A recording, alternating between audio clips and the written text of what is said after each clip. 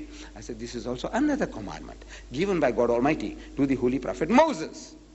In the book of Exodus, that is the second book of the Bible, it is written, and Moses and Aaron and their sons washed their hands and their feet thereat. When they went into the tent of the congregation, they washed as the Lord commanded Moses. So I said, we Muslims are still fulfilling another biblical commandment.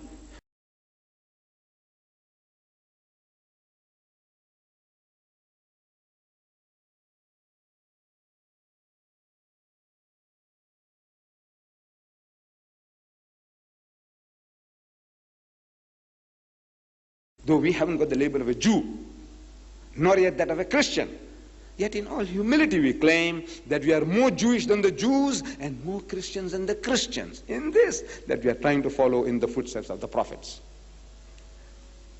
It went down so beautifully, so beautifully. Went inside the masjid, time for salat, so sit down at the back, made them to sit against the wall, and they watched the Muslim at prayer.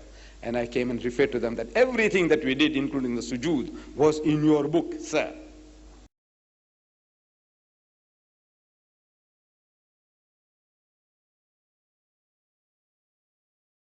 It is in his book. I says, you remember, you read there, it says, and Abraham fell on his face and prayed to God. I'm quoting from the Old Testament of the Christians.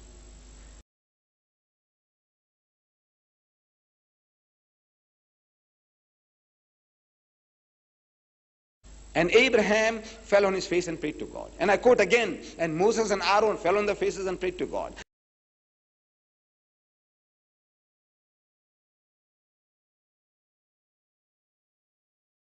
And again, and Joshua fell on his face and prayed to God.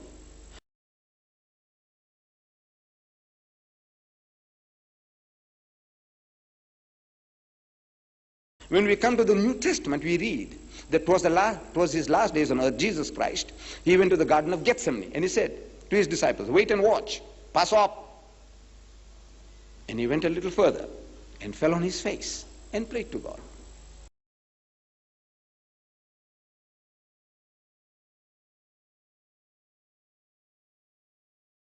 Ask them, how does a man fall on his face and pray? Except the way we Muslims do. But they are ashamed to humble themselves like their God did.